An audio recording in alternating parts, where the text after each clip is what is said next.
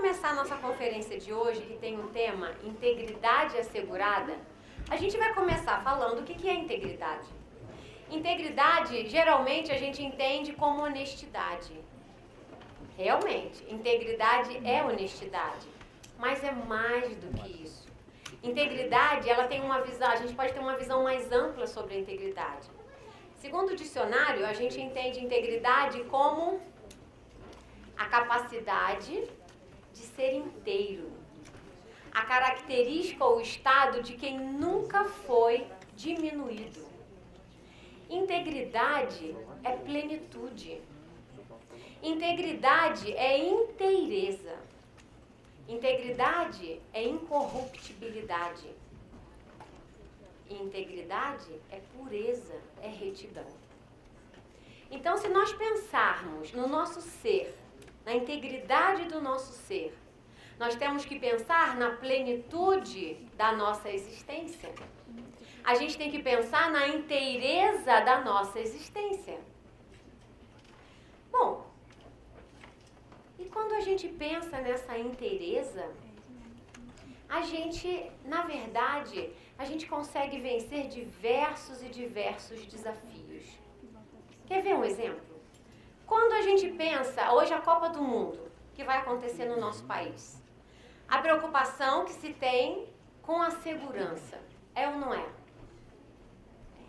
A segurança dos participantes, a segurança de quem mais? Dos visitantes, a segurança da população brasileira, dos jogadores. De fato, a nossa preocupação é com a integridade dos participantes, com a integridade dos jogadores, como o Marcelo falou, dos visitantes e da própria população. Quando a gente pensa no país como militar, a gente pensa na segurança nacional, a gente pensa na integridade do nosso território. Quando a gente fala da saúde, nós estamos falando do nosso estado de plenitude, de inteireza. Quando a gente fala de relacionamento, um relacionamento equilibrado, um relacionamento que traz progresso, quando a gente entende que nós somos completos, que ninguém é feito pela metade e tem que ficar catando a outra metade por aí.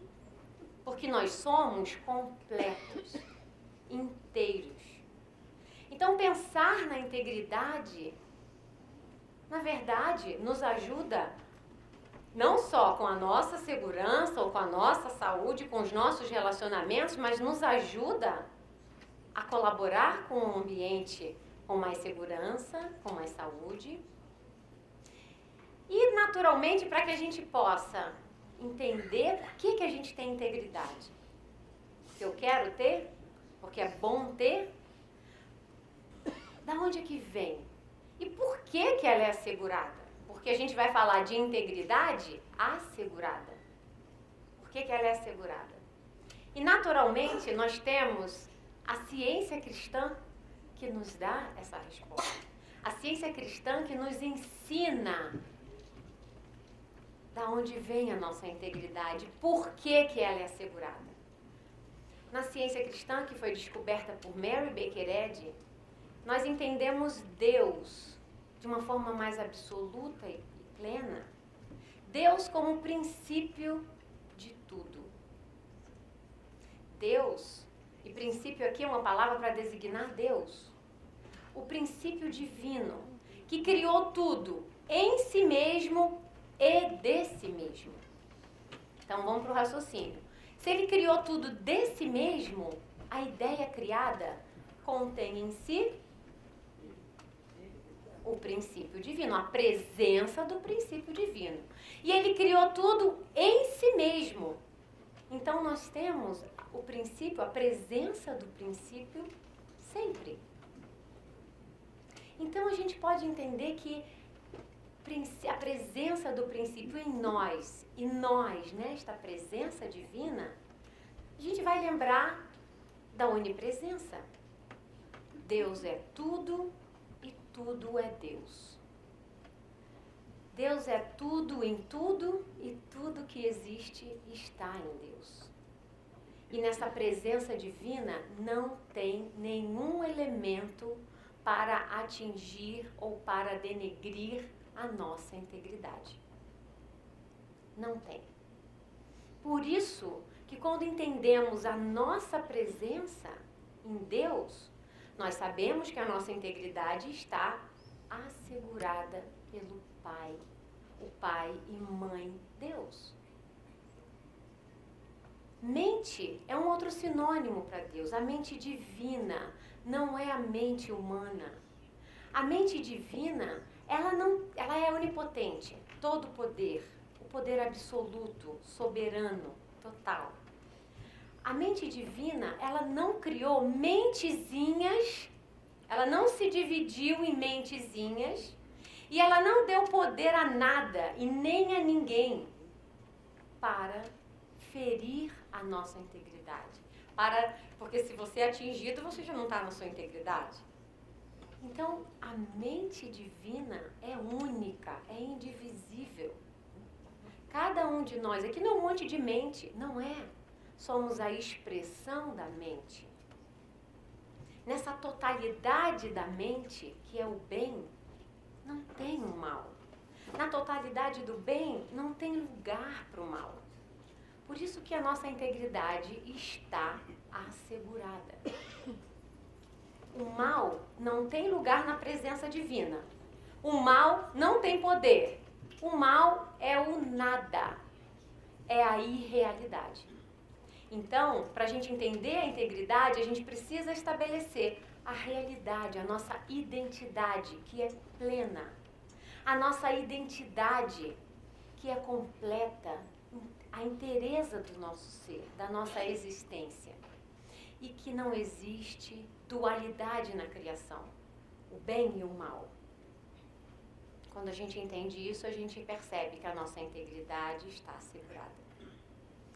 Mas, e frente a todas essas circunstâncias que a gente vê de violência ou todas essas informações sobre as doenças que muitas vezes assolam a humanidade? Como é que a gente... Qual é a nossa postura? Qual é a nossa posição em relação a isso? Hoje eu vou usar a minha experiência enquanto militar para a gente poder lembrar de algumas ideias. Né? Na Bíblia fala de pescador, na Bíblia fala da experiência de um pastor, de um agricultor. E hoje a gente vai falar de militar. Já estou vendo aqui uma tropa. Uma tropa de elite. Uma tropa de amor. Uma tropa de luz, porque é isso que nós somos para a humanidade. E a gente tem que ter consciência disso. Bom, vou pedir ajuda aqui ao meu marido, porque mais do que ninguém também é um militar, vai ajudar a gente aqui rapidinho. Tem 1 minuto, vamos embora. Bom.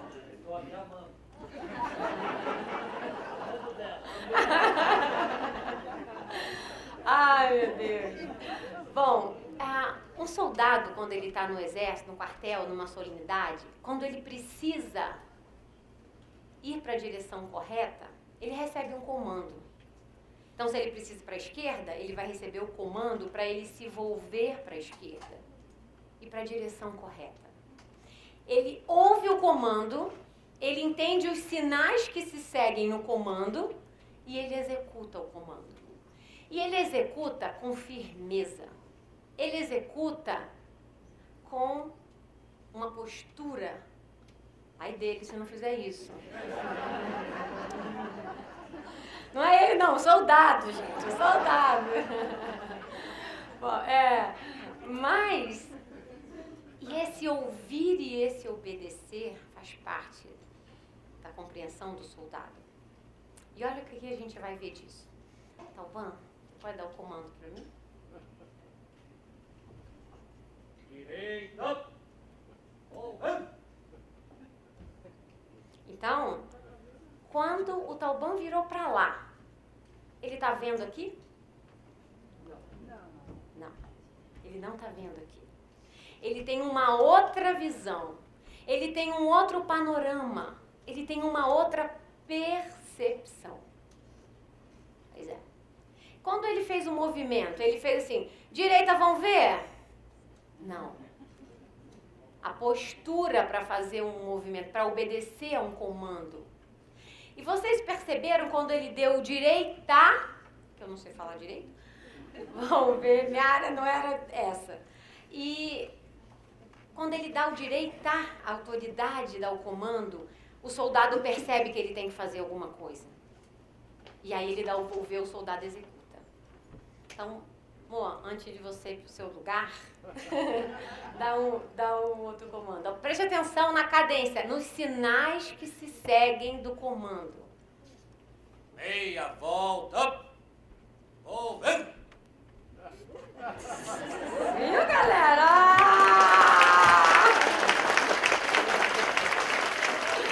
Obrigada, Galvão.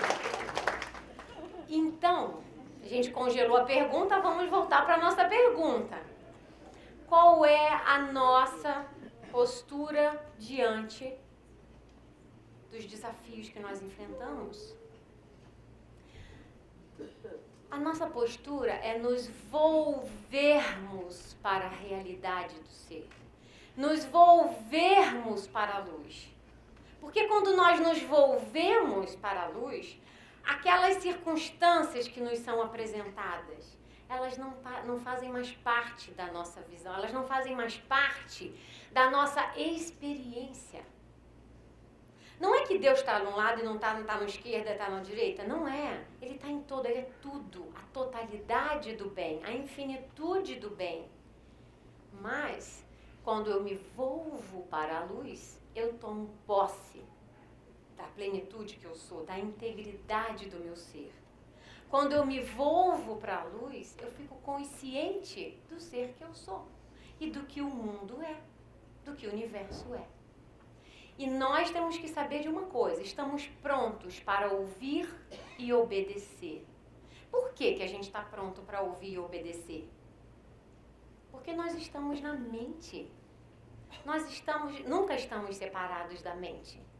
E se eu tenho a presença da mente em mim, claro que eu posso ouvir. E, naturalmente, ouvir e obedecer. Ontem eu fiquei muito grata, a Alessandra falando do obedecer. Obedecer ao princípio não é um sacrifício, é natural. Um bom soldado, ele tem que ser fiel.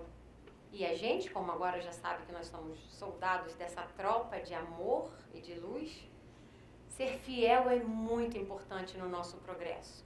Fidelidade também é fiel, também tem o sentido de exatidão. Então, ser fiel é ser exato, é ver exatamente o que Deus criou. Não o que eu acho que é, mas exatamente o nosso ser, na nossa integridade, na plenitude do nosso ser. Isso é ser fiel. Ser obediente. Obediente no dicionário a gente encontra que é a necessidade natural de ceder ao comando. Isso é lindo, porque obediência não é sacrifício, gente. Obediência é uma necessidade natural de ceder ao comando. E a gente viu que quem é a onipotência? Quem é o poder supremo? A autoridade, a soberania? É da mente divina. Então é natural nós cedermos ao comando da mente divina. Ouvir e realizar. Porque a mente se comunica e a gente pode ouvir e entender os sinais que se seguem. A gente entende os sinais e a gente executa. Um bom soldado, ele tem que ser disciplinado. Disciplina tem a ver com constância. Sermos constantes, envolver o nosso pensamento, estar consciente da nossa integridade, da nossa plenitude, que não existe mal que possa atingir a nossa existência, o nosso ser. Bom, os pilares basilares do militar é hierarquia e disciplina. Hierarquia, ou seja, saber quem é soberano, quem é pleno. E a disciplina para obedecer a quem é soberano, a autoridade soberana.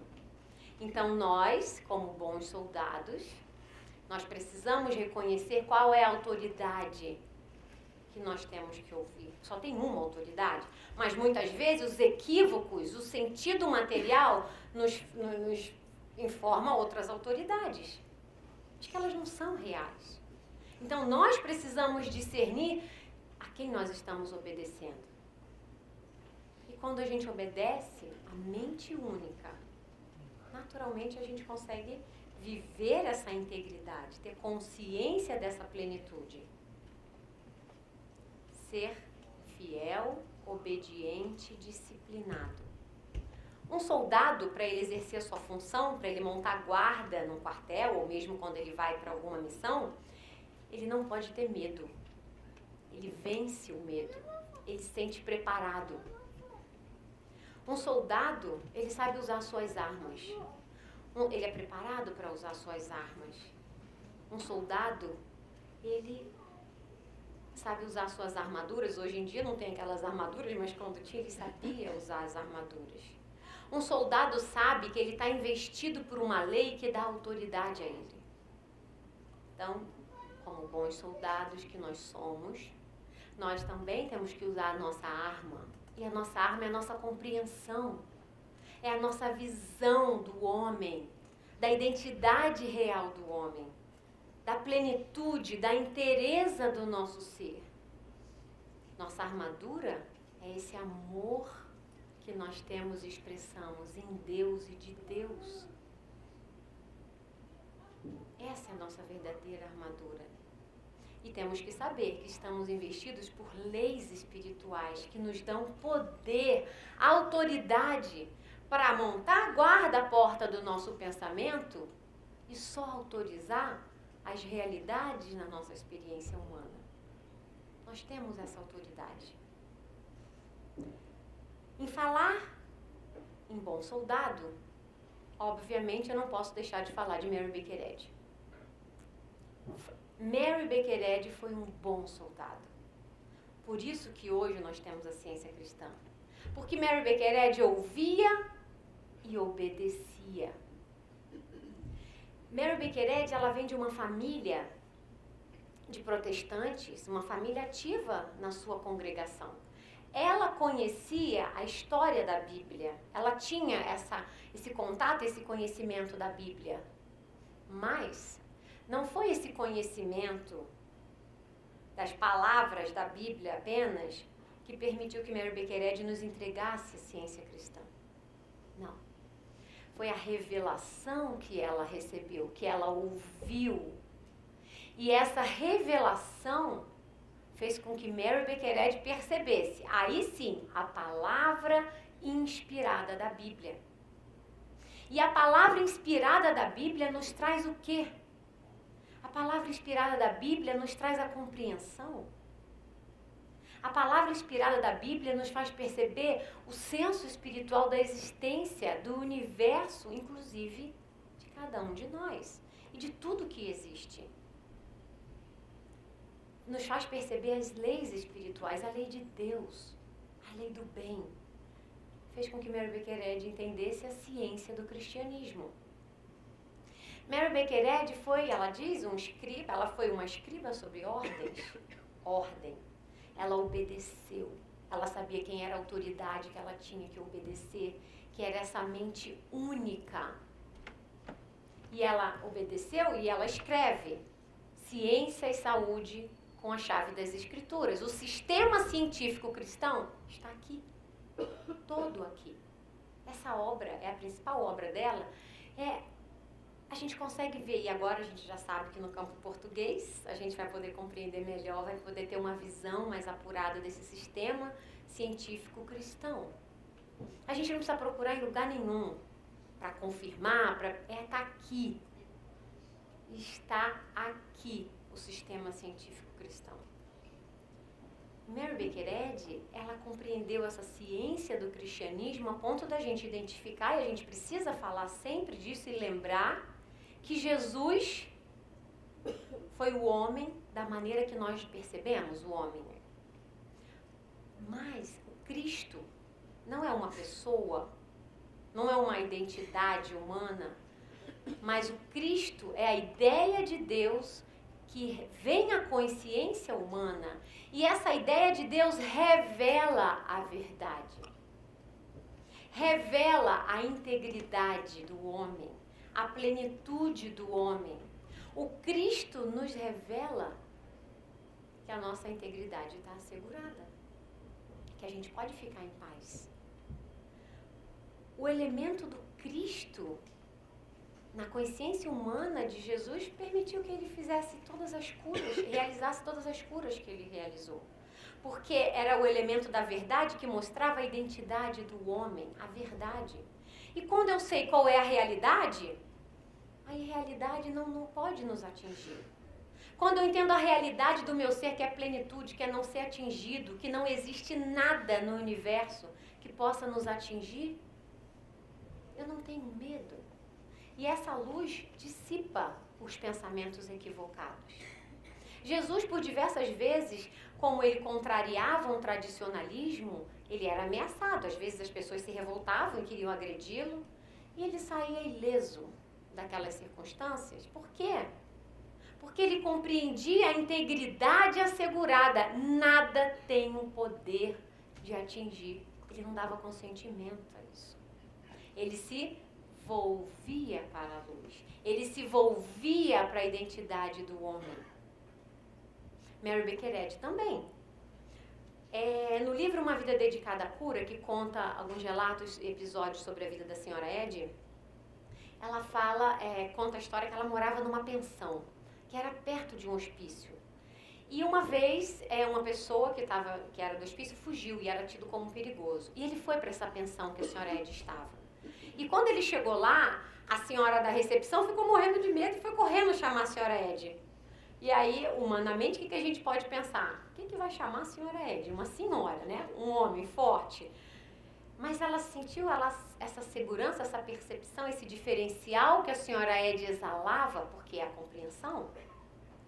E Mary Bequered vai até o saguão. E quando ela chega lá, ele pega a cadeira para atacar na senhora Ed. Então vamos congelar a cena. O que os 5 sentidos informam pra gente? A senhora Ed vai tomar uma cadeirada. Ela vai ter problema. Mas a compreensão de ver a identidade do homem, de se volver para a realidade, fez com que ela dissipasse a condição que existisse o mal para agredir a ela, ou a qualquer um. Ele não tinha nenhum elemento do mal. Eu tomei um cartão amarelo aqui, gente, 5 minutos. Ela não tinha que aceitar essa condição de ser atacada. Sua integridade estava assegurada, ela sabia disso. E quando ela chega no saguão, ele com aquela cadeira, sabe o que ele faz? Ele abaixa a cadeira. E ele abaixa a cadeira e fala para ela, você tem alguma coisa para me dizer? E ela fala, tenho. Mas tudo do lado espiritual. E ela disse, você nunca teve uma doença no seu cérebro. Você nunca precisou estar naquele hospício. E ela disse, houve conforto e alívio. E ele se prostra aos pés dela de joelho. E ela fala, ele foi curado. E depois ela ouviu, e ele constituiu uma família e nunca mais apresentou problema. Nos volvermos para a realidade faz com que nós não vivamos em nossas experiências e realidades que os sentidos humanos muitas vezes nos informam. Quando a gente consegue anular que existe o mal em algum lugar, porque o mal não está em nenhum lugar, que o mal não é uma pessoa, a gente também consegue anular que o mal está em nós. Um cientista cristão, que eu conheço, um bom soldado, fiel, ele há 20 anos atrás foi diagnosticado com câncer. E qual é a crença do câncer? Que tem uma substância maligna em nós. E qual é o quadro? Que a substância maligna pode nos destruir a nossa vida. Mas isso não é a verdade. A ciência cristã nos ensina a usar as armas, que é a nossa compreensão, e anular e destruir essa concepção, porque não é a verdade. E qual é a verdade? Que o homem tem a sua integridade, a sua plenitude, a sua inteireza, a inteireza do seu ser da sua existência garantida e assegurada.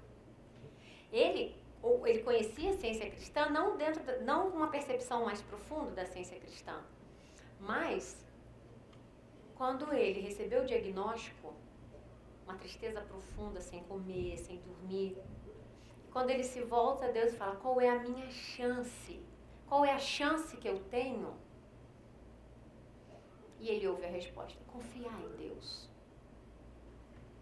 E ele decide confiar em Deus. E ele decide, então, através da ciência cristã, ele vê que a ciência cristã daria a ele essa compreensão e faria essa diferença. Foi uma caminhada árdua, porque ele tinha conceitos extremamente materialistas. Ele tinha conceitos, até pela sua formação acadêmica, que é toda da área científica de engenharia, física, de química, de áreas exatas, ele tinha uma visão muito materialista da vida. Mas ele decidiu que seria a ciência cristã que o trataria. E ele avisa a família que é a posição que ele tinha optado pela ciência cristã. E ele decidiu, ele falou, eu vou ler o livro de capa a capa quantas vezes precisar. E ele trabalhava o dia inteiro, um homem de negócios, e ele estudava às madrugadas estudando. E ele passou a usufruir a estrutura que a ciência cristã nos oferece através da igreja, atividades domingo, quarta-feira, assinou todas as revistas. Ele gostava muito de ler os testemunhos, ele dizia que aquilo alimentava ele. E às vezes ele falava, será que é possível? Mas a consciência humana não está pronta para a verdade, então o que acontecia? Ele foi cedendo à verdade. Foi uma caminhada. E às vezes ele tinha medo, ele dizia, e Evelyn, ele falou para mim, às vezes eu tinha muito medo. E uma vez ele estudando a Bíblia, porque o cientista cristão aprende que é aqui que a gente vai compreender, na Bíblia e no Ciência e Saúde. Então ele passou a utilizar a Bíblia, ele passou a entender a Bíblia e utilizar como essa fonte de inspiração.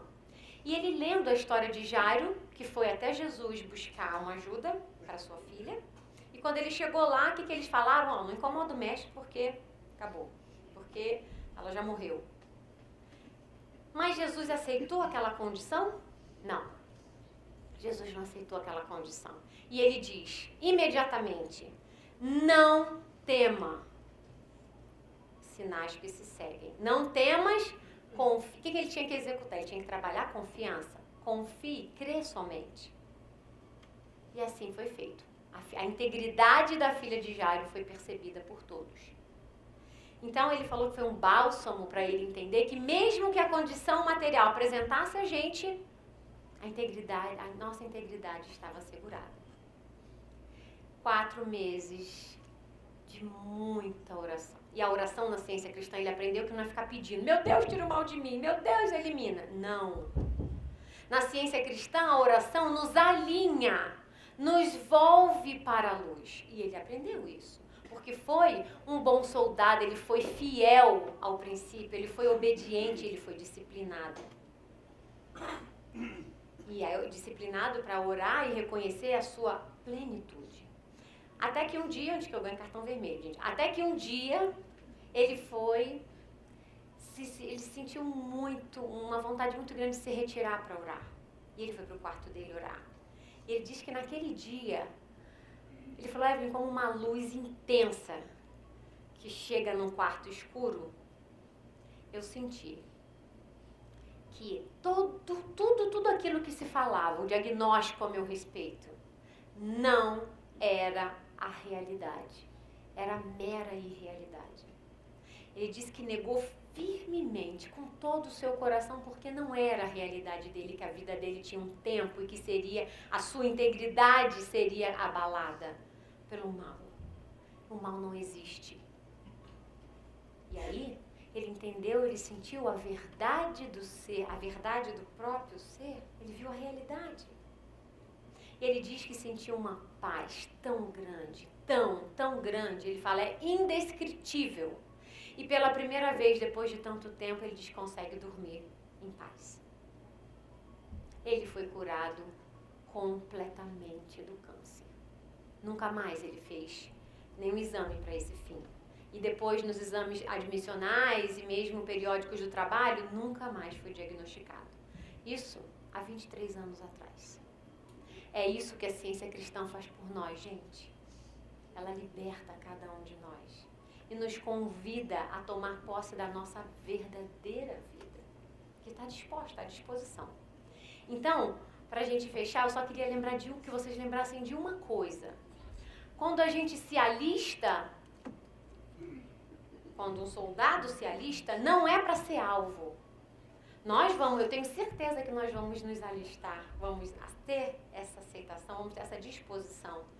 Mas um soldado não se alista para ser um alvo, a gente se alista para que nós possamos ser faróis. Porque nós somos a luz do mundo. A gente tem que brilhar. Nós nos alistamos para brilhar, brilhar mais e mais e mais. Até que a integridade do homem seja percebida por cada um de nós. E também pelo mundo.